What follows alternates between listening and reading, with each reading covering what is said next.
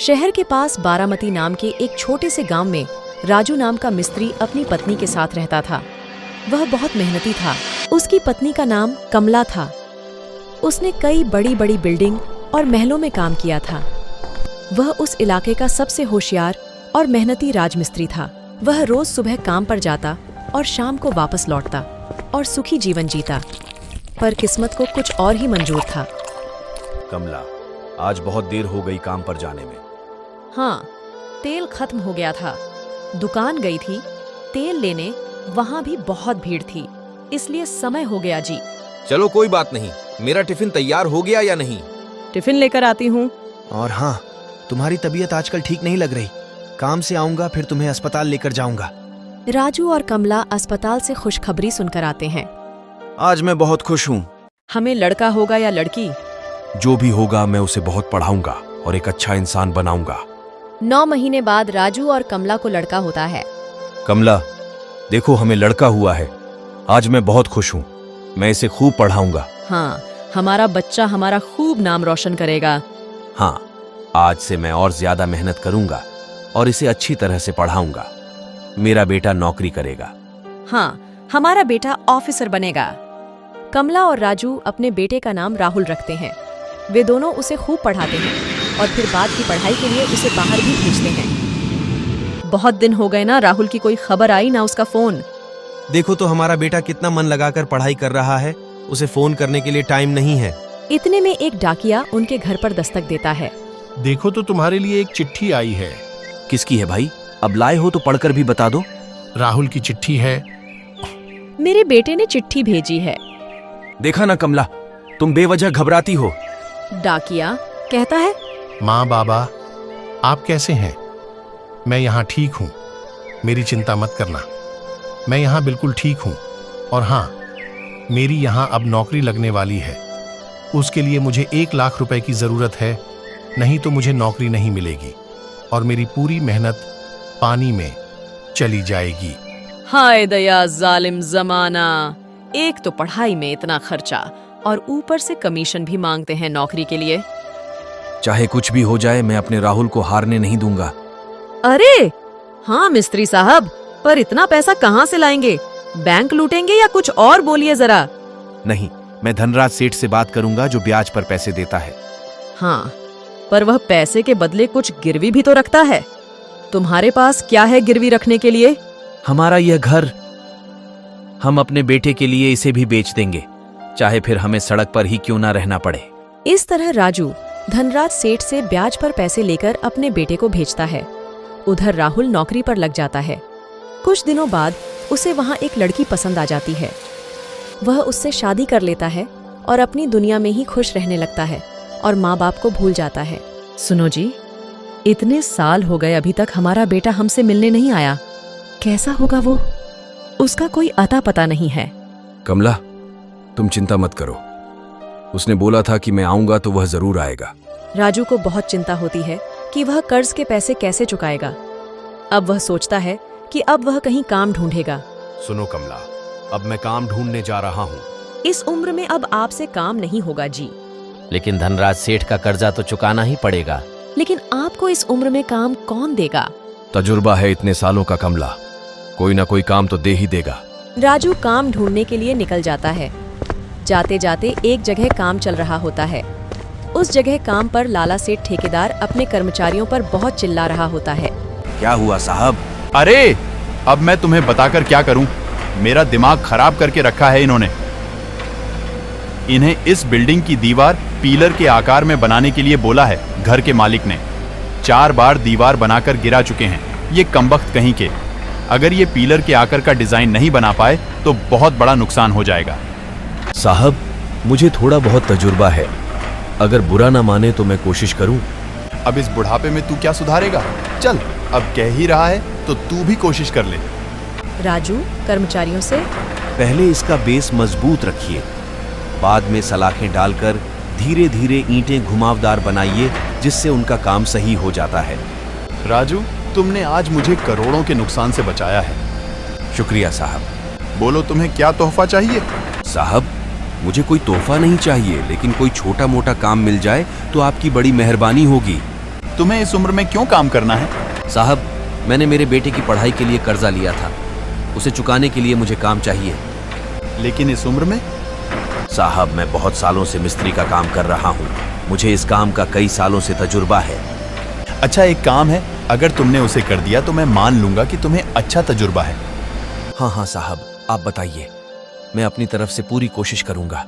और हाँ, अगर यह काम तुमने कर दिया तो मैं तुम्हारा पूरा कर्जा चुका दूंगा। तो तुम कल मेरे घर आ जाओ और मैं तुम्हें वो काम बता दूंगा। जी साहब, धन्यवाद। क्या हुआ? आप इतना परेशान क्यों हो? काम नहीं मिला क्या? चलिए, हम कुछ ना कुछ कर ही लेंगे।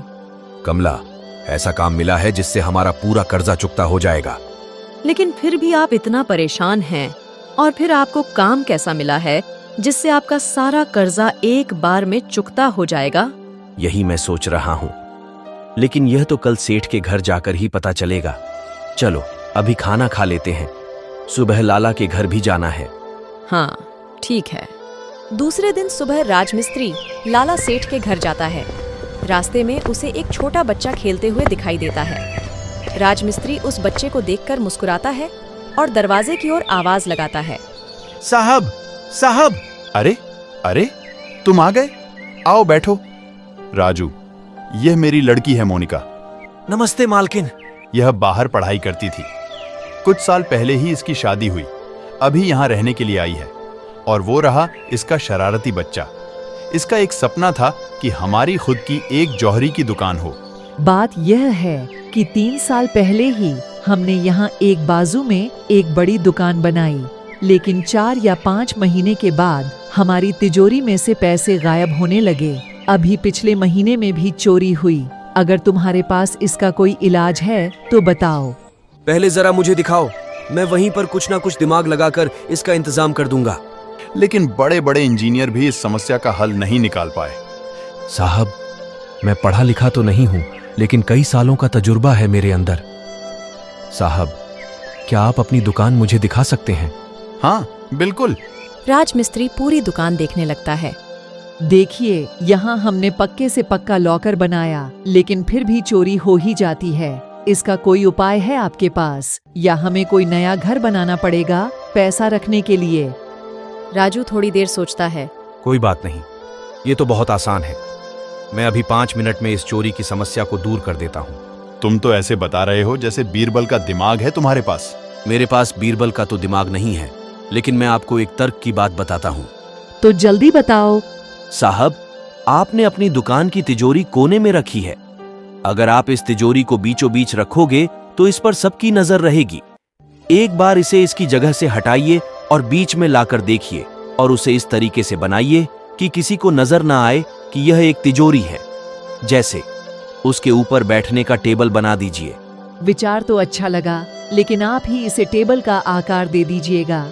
अच्छा ठीक है, अगर मेरी दुकान से 6 महीनों के अंदर चोरी नहीं हुई तो मैं तुम्हारा पूरा कर्जा माफ कर दूंगा। ठीक है साहब। वह सब मिलकर तिजोरी का काम 5 दिन में मिलकर खत्म कर देते हैं। राजमिस्त्री काम खत्म होने के बाद घर में ही रहता है और सोचता है कि अब क्या करें। क्या सोच रहे हो? सोच रहा हूँ कि लाला के यहाँ जो काम हुआ है वो बराबर है या नहीं। अगर वहाँ चोरी हुई तो पैसे नहीं मिलेंगे, फिर हम क्या करेंगे? परेशान मत हो, जो भी होगा अच्छे के लिए होगा। लाला सेठ के काम को 8-9 महीने हो जाते हैं। मैं आपको इतने सालों से बोल रही हूँ कि मुझे अपने ससुराल जाना है, लेकिन आपने अभी तक ना तो अपने गांव का नाम बताया, ना ही कभी लेकर गए। तुम्हारे लड़के से तो तुम केवल 6 महीने दूर रहे हो और इतना तड़प रहे हो, तो कभी सोचा है तुम्हारे माँ बाप पर क्या बीत रही होगी? अब परसों तुम्हारा बर्थडे है, तो मैं चाहती हूँ कि हम यहाँ मनाएं, नहीं तो मैं कभी वापस नहीं आऊंगी। मोनिका का पति राहुल ही रहता है, जो राजमिस्त्री का लड़का था। अपनी पत्नी की ऐसी बातें सुनकर राहुल को बहुत पछतावा होता है। मुझसे बहुत बड़ी गलती हो गई जो मैं अपने माँ बाबा से मिलने नहीं गया और ना ही तुमसे मिला। मुझे माफ कर दो। अब कोई बात नहीं, जाने दो। लेकिन यहाँ से जब हम वापस जाएंगे तो सबसे पहले आप मुझे मेरे ससुराल लेकर जाओगे, तभी तुम्हारी गलती माफ होगी। हाँ ठीक है, पर मैं अपने बर्थडे पर तुम्हें एक सरप्राइज देना चाहूंगा। नहीं, पहले मैं सरप्राइज दूंगी, फिर आप। ठीक है। फोन रखकर राहुल अपनी गलती पर बहुत रोता है और दूसरे दिन अपने माँ और बाबा से मिलने के लिए जाता है। लाला सेठ का आदमी राजमिस्त्री का घर ढूंढते ढूंढते उसके घर पहुंचता है। लाला सेठ का आदमी राजमिस्त्री और कमला के पास जाकर कहता है, क्या आपका नाम राजू है और आपका नाम कमला? हाँ। आपका राहुल नाम का कोई बेटा था? यह सुनकर दोनों की आंख में आंसू आ जाते हैं और दोनों गर्दन हिलाकर हाँ का जवाब देते हैं। साहब, आपको यह सब कैसे पता? वक्त आने पर लाला सेठ आपको बहुत बड़ी खुशखबरी देने वाले हैं। अभी आप यह कुछ सामान रखिए, इसमें मिठाई और कुछ कपड़े हैं। ये सेठ जी की तरफ से एक भेंट समझिए। राजमिस्त्री कमला की ओर अचंभे की नजरों से देखता है। शायद तुम्हारे बनाए हुए लॉकर या फिर तुम्हारे काम से सेठ बहुत खुश हैं, इसलिए उन्होंने हमें यह भेंट दी है। परंतु मुझे तो कुछ और ही लगता है। जाने दो, जो भी हो, अब हम धनराज सेठ का कर्जा जरूर चुका देंगे। लाला सेठ के आदमी के कुछ देर जाने के बाद एक जवान लड़का सूट वूट और टाई पहने और बड़ा सा बैग हाथ में लिए दरवाजे से अंदर आता है। जी, आप हमारे घर में क्यों घुसे आ रहे हैं? आप कौन हैं? कमला अपने लड़के की शक्ल पहचान जाती है और रोने लगती है। एक बार तो मिलने आ जाता बेटा, ऐसा एक पल भी नहीं गया जिसमें हमने तुम्हें याद न किया हो। माँ, बाबा, मुझे माफ कर दो, मुझसे बहुत बड़ी गलती हो गई। चल बेटा, मैं तुझे अपने हाथों से खाना खिलाती हूँ। कमला बहुत सारा भोजन बनाकर उसे खिलाती है। अरे, आहिस्ता से। धीरे धीरे खा, तुझे कहीं जाना थोड़े ही ना है, आराम से खा। नहीं बाबा, मुझे अभी कहीं जाना है, लेकिन मैं पक्का कल आप दोनों को यहाँ से ले जाऊंगा। नहीं बेटा, अब हम तुम्हारे बिना एक पल भी नहीं जी सकते। अब तू यहीं रह हमारे पास। बस एक दिन की ही तो बात है माँ, फिर मैं हमेशा के लिए आपके पास रहूंगा। और हाँ, मैं आपको जल्द ही एक खुशखबरी देने वाला हूँ। कमला और राजमिस्त्री दोनों एक दूसरे की तरफ देखते हैं। ठीक है बेटा, जल्दी आना, हम इंतजार करेंगे। राहुल वहाँ से निकलता है। जरूर कोई ना कोई बात है। सेठ जी भी यही बात कह रहे थे और राहुल भी। इतने में लाला सेठ का एक आदमी राजमिस्त्री के घर आता है। राजमिस्त्री, तुम दोनों को जो है लाला सेठ ने अपने यहाँ बुलाया है। हाँ हाँ, हम आ जाएंगे, परंतु बात क्या है बताओ। दूसरे दिन राजमिस्त्री और कमला दोनों लाला सेठ के यहाँ जाते हैं। आओ राजू, तुमने जो काम हमारी दुकान के लिए किया उससे अभी तक हमारी दुकान में चोरी नहीं हुई। यह तुम्हारा कर्ज का पैसा और यह रहा तुम्हारा इनाम। ऐसा बोलकर लाला सेठ उसे और पैसे देता है। उतने में अंदर से राहुल और मोनिका आते हैं। तुम बोल रहे थे ना कि अब तो दुकान में चोरी बंद हो गई। यह इतना अच्छा काम किसने किया? यह है वो जिन्होंने यह काम किया। तुम बोल रही थी कि मैं तुम्हें कभी तुम्हारे ससुराल नहीं लेकर गया। इनसे मिलो, यही मेरे माँ और बाबा हैं। माँ, बाबा, ये मेरी पत्नी है मोनिका और मेरा बेटा बंटी। मोनिका उनके पैर पड़ती है। वह दोनों आशीर्वाद देते हैं और बंटी को गले लगाते हैं। अरे, मुझे पता था मेरी बेटी किसी हीरे को ही चुनेगी। तुम तो खास हो ही, परंतु तुम्हारे पिताजी और उनका तजुर्बा उससे भी ज्यादा खास है। मालिक, ऐसा ना कहो। यह हमारे लिए बहुत बड़ी गर्व की बात है कि हमारा बेटा आपकी बेटी से शादी किया है। अरे मालिक, किसको बोल रहे हो भाई? आओ गले मिलो। अब तुम हमारे समधी हो गए हो। और हाँ, याद रखना, शायद मेरे पास पैसे ज्यादा होंगे, लेकिन तुम्हारे पास तजुर्बा ज्यादा है, इसलिए कोई छोटा या बड़ा नहीं। इसके बाद सभी लोग एक साथ एक ही परिवार में हंसी खुशी रहने लगते हैं और प्यार भरा जीवन जीते हैं।